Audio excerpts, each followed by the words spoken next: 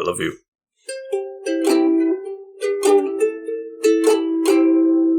Gentlefolk, ladies and men, thank you so very much for coming back here again. I have made a grave error before starting this. I had peanut butter and jelly about 30 minutes ago. I had peanut butter and jelly, and starting to close up the throat a bit as I talk.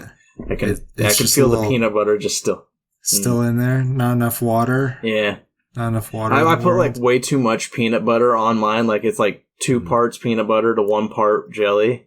So it's very sticky process. That's how mine is, but I do it in a tortilla, and I use about twice as much peanut butter and jelly that can fit in bread. No, I can't do that. I just can't do that. It's sickening.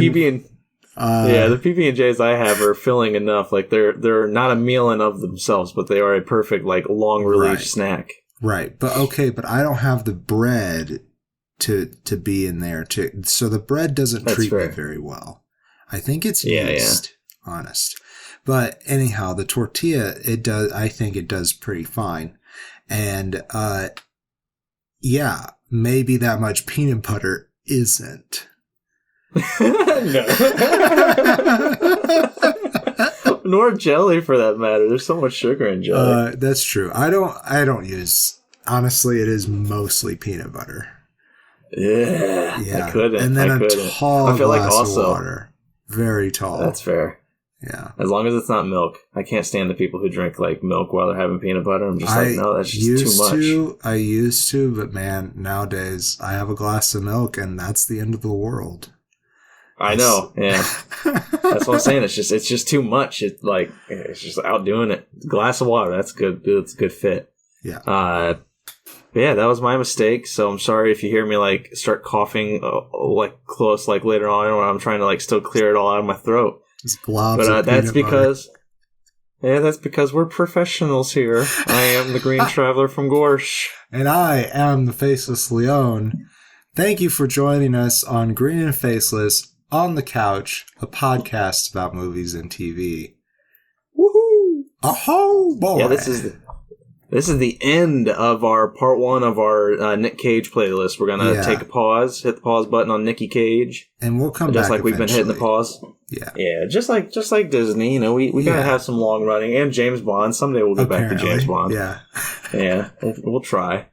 But you can make us get back to it if you head down to patreon.com/screenandfaceless. Sometimes we ask your opinion on what playlist we should do, and that's the area to let us know. Is to become a patron and help us out. Yep, we put up polls for once a month episodes, and occasionally we'll, like Greenie said, ask the public opinion for what playlist we should do. And you guys picked Nick Cage last time. Thank you for that. And it seems to have been going pretty well. You guys seem to like it. So thanks. Yeah, we haven't hit on all the staples either. There's still so many Nick Cage films out there that people know and love. 100%. There's so many wild stuff left to do. So we still have, plenty to return to. But we wanted to end it off this time, the round 1 of Nick Cage, with a movie that neither of us had seen. One that I was excited about because I'd heard a lot of critics talk good things about it, but I still thought it was a joke going in because I avoided most opinions. I was looking for a little bit between The Lighthouse and Friday Night at Willie's or whatever the fuck it was that he was in. Friday Night at Willie's. It might just be called. It's Willy's Wonderland. Maybe that's what it's called. It's just him and these animatronics that he fights. Oh, that's got to be in part 2 because I don't think I've ever seen that. Yeah, okay. I've never seen that. That sounds Apparently so much fun. He doesn't say anything. Oh, that's great. That's fabulous. Yeah, it's just pure action. We'll see. I didn't hear good things about it, but yes, we will watch it next time, part 2. But Pig had so many good things about it. There were so many critics out there who were talking amazing things, specifically about the acting. And, when I hear people talk about Nick Cage acting, I'm expecting, one thing, one emotion. And that's not really prevalent in this one. This is actually just like, this is very, very off-center for Nick Cage and so freaking kind of beautiful. I hope we find some gems in there that he's bringing this shit out, because this was good. Just straight out, I'm telling you, this is a great performance by Nicolas Cage. Yeah. Thank you, Yeah, sir. I agree wholeheartedly. And also, just to give him a shout out, Alex Wolff is in it as well. We'll go into the story here in a bit, but Alex Wolff is in Hereditary, which is one of my favorite horror films. He plays the son. Yeah, he played the son in Hereditary, yeah. So good in this, too. Like, okay, so, you know, in Hereditary, his hair was kind of big. And I feel like that's maybe a more natural look for him. But Amir has his hair slicked back, the character. Right. So I did not recognize more of like a businessman. Yeah, it's very interesting. And yeah, I agree with you, though. I do hope that as we come back to Nick Cage again and again with this playlist, I hope that we do find more gems like this, because I was expecting something along the lines of Mandy. Like, Mandy was fun. Yeah, I enjoyed Mandy. It was great.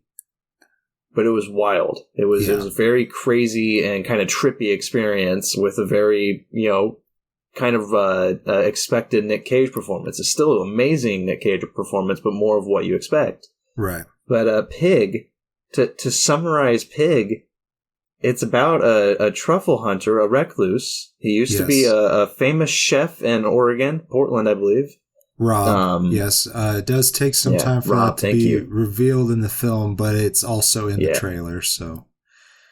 I didn't even watch the trailer. I just went straight on it. Right, yeah. I think I, at one point, recommended this before the Nick Cage playlist even started.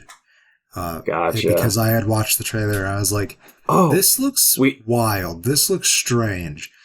I think you recommended it with Lamb, A24's That's Lamb. That's right. Oh, yeah. I still want to look at that. I still want to watch that. I do too. I still think that would be a fun playlist. Just or not playlist, but episode. But Lamb versus Pig. Oh, that would be great. But yeah, Nick Cage, Rob. He plays Rob. He is a recluse living out in just the forest by himself.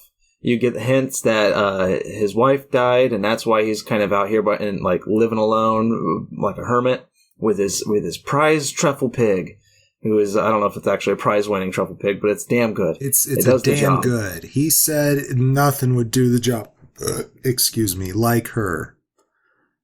Yeah. And that's kind of how the pig sounds, too.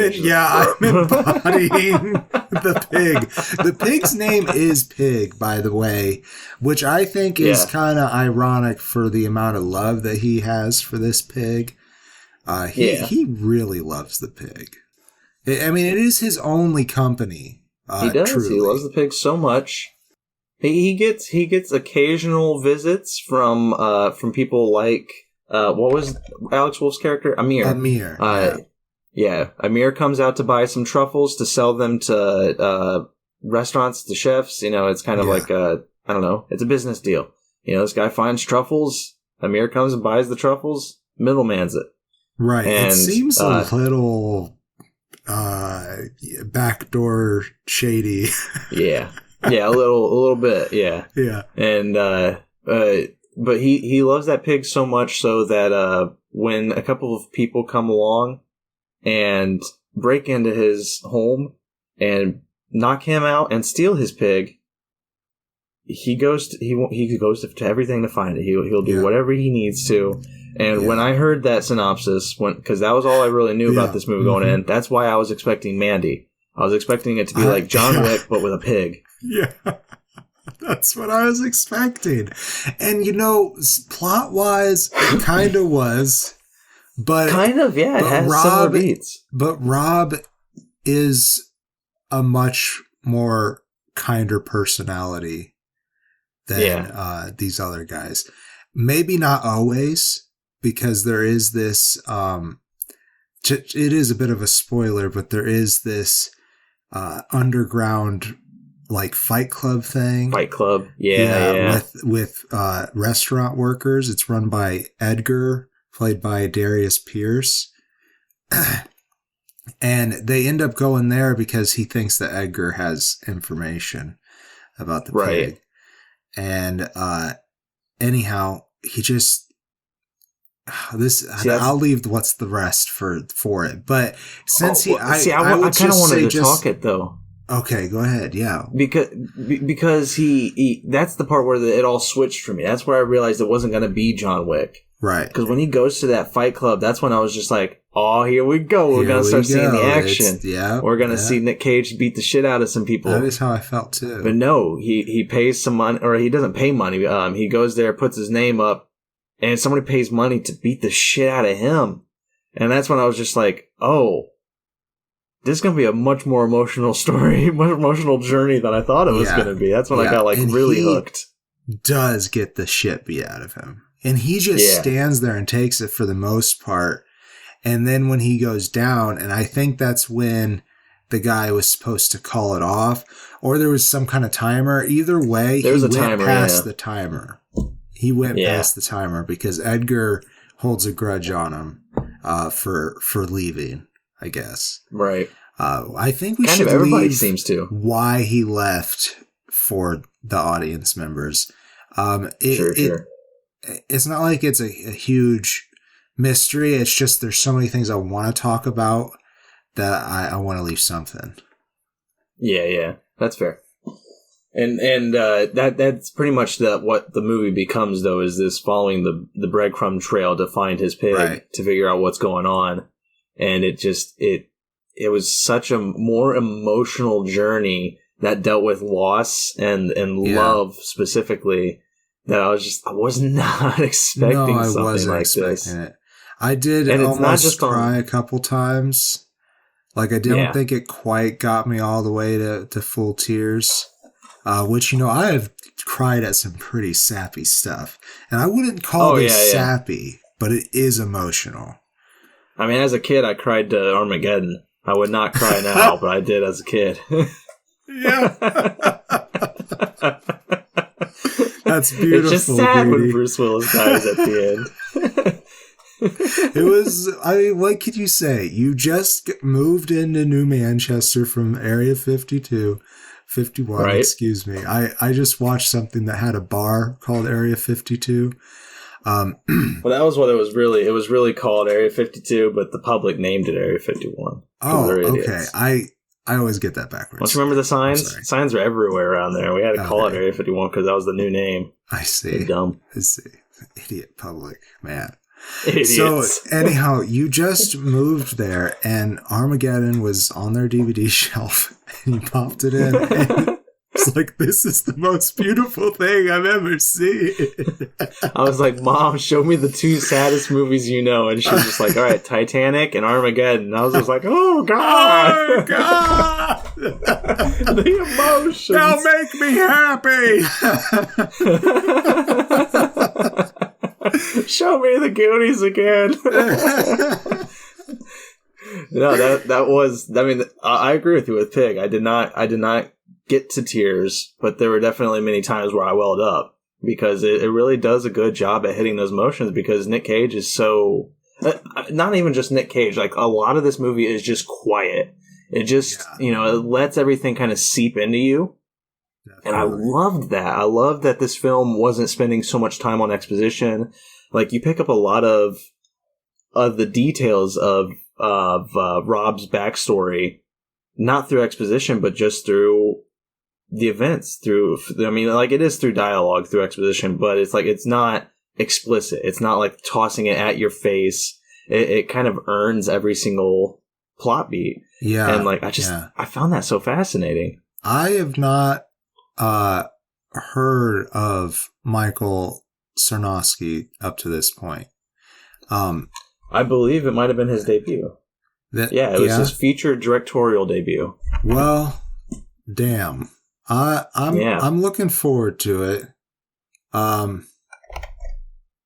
He does seem like he has some things, but they may be like short films and whatnot. Right. It does have Adam Arkin, who is the son of famous Alan Arkin. He plays the Amir's father, I believe. Darius, is that correct? Is that Amir's father? Why, there it is. Yes, you're right. Yeah, and Adam Arkin. Found it.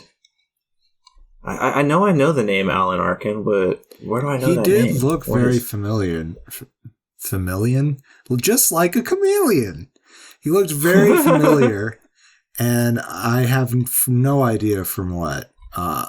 It looks like he's in a lot of TV, so I'm sure that I've seen him in something. So I apologize that I can't give you a shout out for what I've seen you in, but he was on TV. Congratulations. Right. Oh, okay. Alan Arkin's in some, his dad, Alan Arkin, was in some, he was in Edward Scissorhands as one of the people. Oh, okay. I know him from something else. It's not from that. Oh well. It's a rabbit hole we don't need to get lost down. But Adam Arkin, his son, plays Darius, Amir's father. And I'm kind of surprised that he hasn't been in more movies, because his part was pretty good. And again, another just quiet, emotional role too. Like he is very, just like I don't know. All the actors use the emotions really well to them to present their characters, but specifically Nick Cage. Like this is honestly one of the best roles I've ever seen from Nick Cage. Like most of the movie, his face is covered in blood because of that Fight Club scene. And I think that might do it. That might help with it. Well, I mean, it's not just that. Obviously, Nick is a talented person. But it does help me sympathize with him, because I know that he's in physical pain as well. Yeah. And that doesn't matter so much to him. He wants to get to the bottom of where his pig is. And he does some cooking. We said he's a chef. Does some cooking. I won't say for who. But I love that scene though. It's such a good scene. Yeah. Like he sends Amir off to get ingredients from all these different people that used to be his friends. And honestly, that's another scene that like it could also, we won't spoil it, but it could also be a bit of a red herring at times. Right. Like when there's a moment that there's a specific thing that happens where you're just like, I'll say, did he poison him? Is that like, is that what, is that's what's going on here? Like it's not explicit. Like you do learn again, of course, what goes on as it develops. But like they didn't explain or like hint at what was going to happen beforehand. You kind of just get these like, is this going to become a crazy Nick Cage film? Yeah. It really, because there is this point that it seems like that Rob snaps, but that's not what happens. And I feel that once the cooking actually starts, that is diffused for me, because the way he's cooking, you can tell that he would never do that to his food. Yeah. Like it's too important to him. And he also Rob is one of my favorite characters I think I've ever seen, honestly. He's pretty cool. Right. He's very just like, I don't know, he's very kind of stoic at times. Like specifically like when he goes out in the public, like as you said, he's got mud caking his face. He's wearing his dirty clothing that he like wears all the time out at his forest home. Yeah. And people are definitely looking at him weird, especially when he goes into like this classy restaurant. Right. And like, but at the same time, once people realize who he is and remember the name of this famous chef, he gets respect. Despite what he looks like, he gets the respect. And it's amazing. Yeah, it's pretty cool. There's this one scene with this one chef, and I wish I remember his name. I got it here. It's Chef Derek Finway, played by David Nell. Thank you. I believe. Yeah, I believe that's the right chef. Yes, it's Finway because the restaurant was named Finway. That's right. So that scene where he is basically giving him a dressing down in the most like unique And the writing is just so good, too. This is just a gem of a movie. You guys need to go watch this movie. Yeah, for real. Because it's like I'm struggling to talk about it because I don't really want to spoil too much because it's just it's weird to take in. It's not it's not like a conventional movie, but at the same time, it pretty much is a conventional story. Like there's not much to the story, but like the movie itself is just so quiet and just so absorbing that you just like a shout out to the cinematographer Patrick Scola. A lot of handheld camera, and it didn't bother me the slightest bit because it kind of matched the the emotion, because it's like when if the camera was shaking, it kind of felt like an intense like emotional moment. And that was the only time I ever noticed it was when like somebody on screen was like crying, and like I don't know, it brings you in with it. Yeah, it sure does. Sure does. Oh man, I'm almost welling up just thinking about that. The penultimate scene, I'll call it. Right. Pretty good. So very, very surprisingly good. Like are we at a closing statement? I think we might be at a closing statement moment. I feel like I have more to say, but I can put that in the closing statement. I think I love this movie. Like just coming here talking about it, man, it really impressed me. And I don't think it was just because I wasn't expecting anything from it. Right. I really enjoyed this movie. I think that definitely helped. The only thing that I really felt was a negative of this movie was female representation. And I have a caveat to that, because the characters that are female in this, they're not super flat, and they're definitely not used for the male gaze. They, what do I want to say? They contribute to the plot, and they're just a vehicle for exposition. Really. There's no main female characters, and I don't think that necessarily all around has to happen in every single movie, but there needs to be more representation, because they also at some point either the director or the cinematographer decided that these people won't be in focus. Like, you never get to see any of these women from his past, his old friends, like in the full light and see their face. Not that I can remember. And I thought that was a very odd choice, because it just seemed to exclude those characters. So that was very strange to me. But I am grateful that these women weren't used for anything other than that. You know what I mean? At the same time? Yeah, that's fair. Yeah, I agree with you. That was like my only main issue was I couldn't remember a female character. I remember one chef at the end that he like goes to her restaurant to get like a baguette or something. And she might be in focus for a couple of shots, but most of the scene is at a distance. And I think that might be because scenes were filmed during the pandemic. COVID. Yeah. I think part of it might be that. And so if that's it, if that's the whole thing, that they, were using some movie tricks to make them seem like they're close together, but that meant that they were going to be blurry. So they tried to make it look artsy. Then I applaud them, but I don't know. From the viewer point of view, it seems like they're just pushed to the side. It's kind of weird. Yeah, that's how I kind of felt too. And that's my only big issue, because everything else about this film I loved. This is again, it's my favorite performance that I've seen from Nick Cage that I can recall.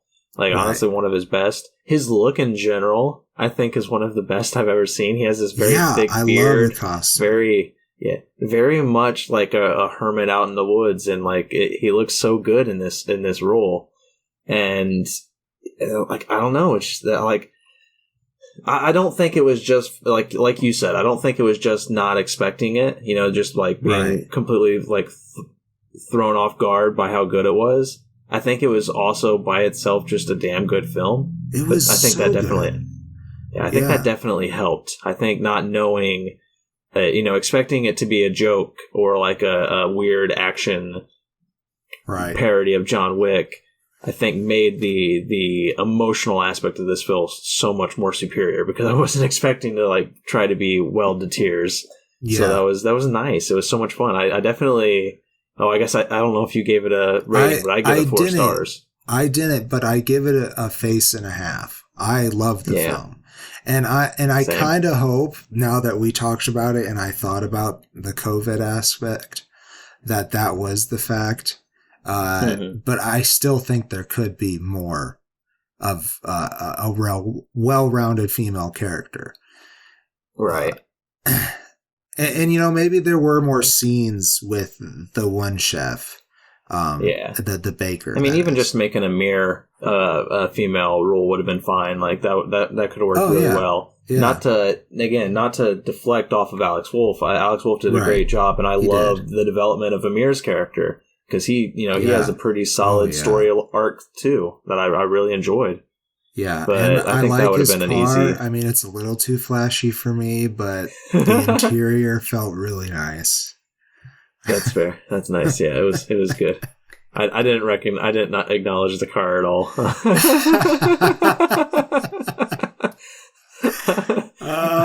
So ever since I had a sports car, which died, by the way,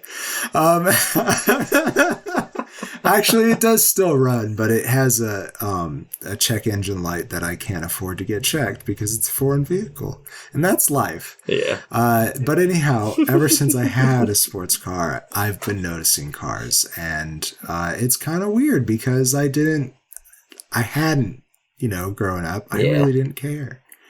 I like old-fashioned cars. Like, if I see an old-fashioned car on the road, I'm just like, ooh, look at that. Yeah, that's nice. That used to catch my eye before I was into sports cars. But people laugh at me because it's just like, what's your dream sports car? And I'm like, Bessie from Doctor Who. I'm like, what? And I'm I don't know. They're just like, what the fuck is Bessie? And I'm just like, it's a 1954 Ford Popular. I want Kit without the attitude, please. Can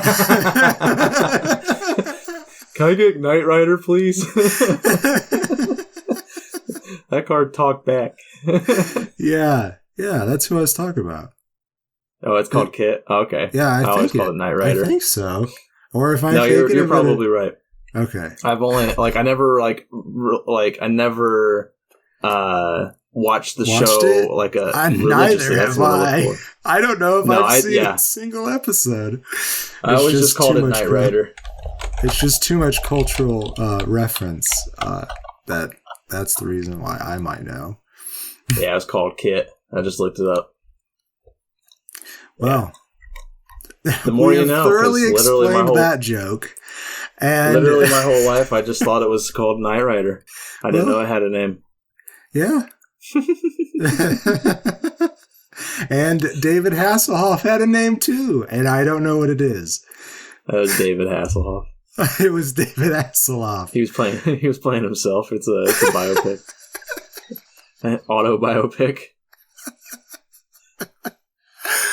All right. I think that's been the show. I think it has been the show. I think that was a nice, real clean one. And I hope the couch potatoes appreciate it. Yeah, we stuck the landing like crazy. It's pretty good. This is better than some superheroes. Yeah, now we're just sitting here patting ourselves on the back. Woo! Hey! I am the Green Traveler from Gorsh. And I am the Faceless Leon. Thank you so much for listening. Safe travels. And good night. Green and Faceless on the Couch is a proud production of FictionWorks 19. Are you a fan of the show? Feel free to contact us at greenandfacelessfans@gmail.com or visit our Patreon page at patreon.com/greenandfaceless. Don't forget to comment, like, and subscribe, or rate us on Apple Podcasts. Thank you so much for listening.